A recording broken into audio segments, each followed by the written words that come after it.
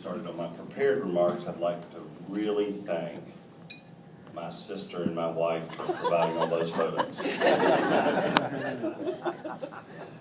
Lynn works for me, so there's going to be, your position has changed. I'll explain that to you later. My wife I have no control over, so you're going to get away with that. Thank you and good evening. I'm extremely grateful to the members and leaders of NAPL for this tremendous honor. This award has been given to many great people in the industry over the years, and I'm honored to be included in their ranks. Many are here tonight, as mentioned by Joe.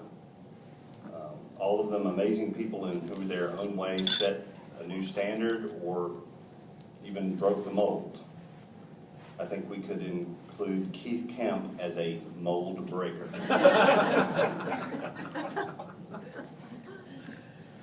I have to accept this award tonight on behalf of myself and my business partner of 30 years, Bill Gardner. Classic Graphics has been the platform for any contribution that I might have made to the industry, and the two of us built Classic together. If he were here on the mic right now, he'd be happy to tell you that he made me what I am today. That's true. I also need to thank my wife, Wendy, who has stuck with me through thick and thin. We actually met the same year that Classic started and married 2 years to the day after our first date. She claims that my other wife, Bill Gardner, is only about 4 months her senior in the relationship. Sorry. The Soderstrom selection criteria must have changed, because I can remember when 20 years ago you had to be an old dude to get this award. Excuse me a second.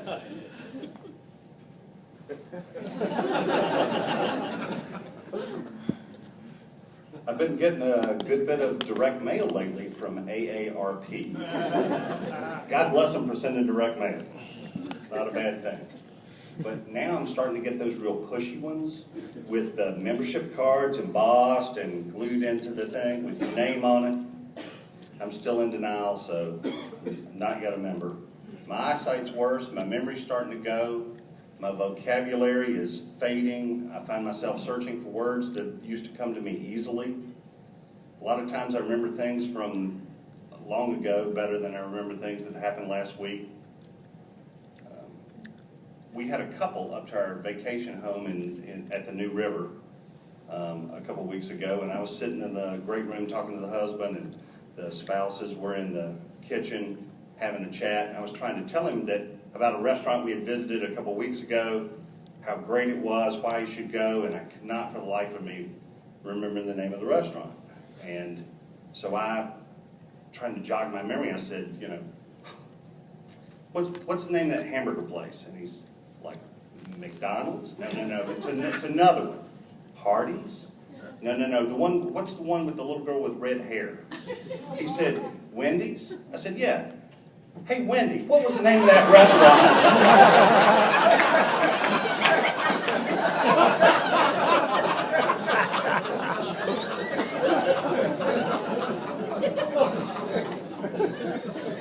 All right. My favorite description of Classic Graphics actually came from a lady named Teresa James. She's our VP of Sales and Marketing. And when we won our first Management Plus Gold Award, Bill and I went to Santa Barbara to accept it. And of course, NAPL asked for a brief description of the company, and I asked Teresa to write it, and she must have been having some kind of day. I don't know what Bill had done, but within minutes, she fired this back to me, and I've kept a copy of it all these years. I'm honestly not making this up. So I'll give you what she said. Classic Graphics is an unconventional assemblage of overpaid geeks who on a daily basis demean and chastise one another. The same abusive interactions are bestowed upon the customers who have the stamina to survive the relationship. They have never striven to adhere to marketplace standards or to provide competitive pricing. They just didn't want to. They believe that quality is subjective and technology is for the weak. The owners like guns and alcohol.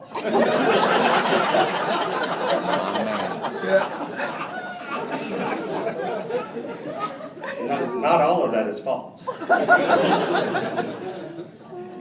If I've made a contribution to the industry, it's been because of Classic's success. And Classic's success by itself should be evidence that we've gotten a lot more back than we've put in.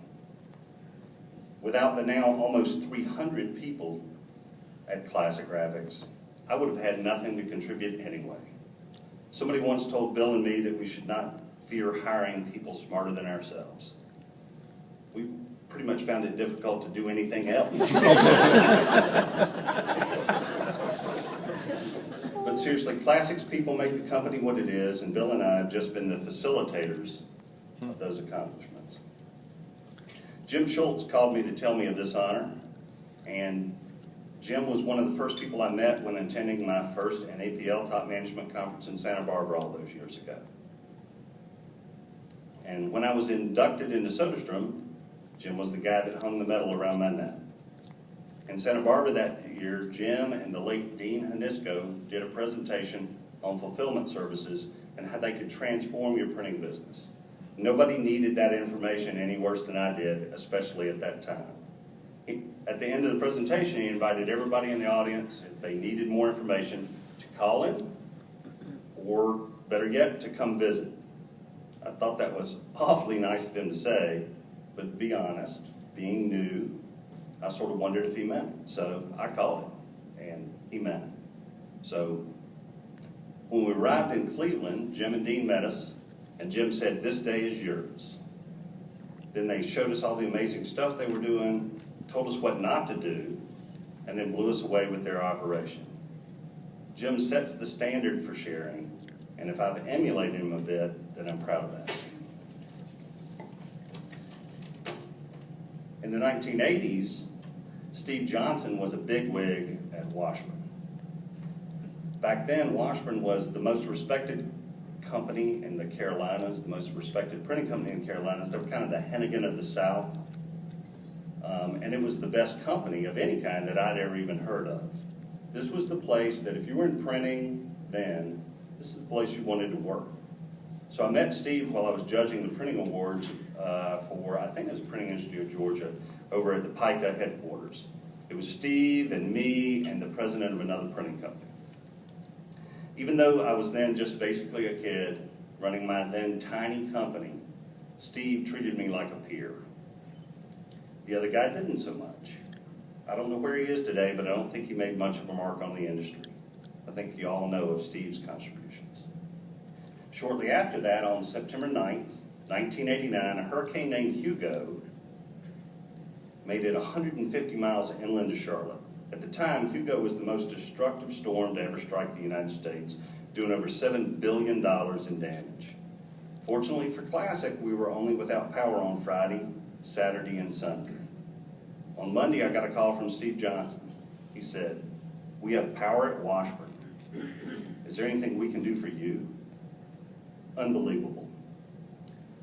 If I've done any sharing with the industry, then I learned all I know about it from Jim and Steve and others like them. So thanks for allowing me to be a part of this great organization and for honoring me with this award.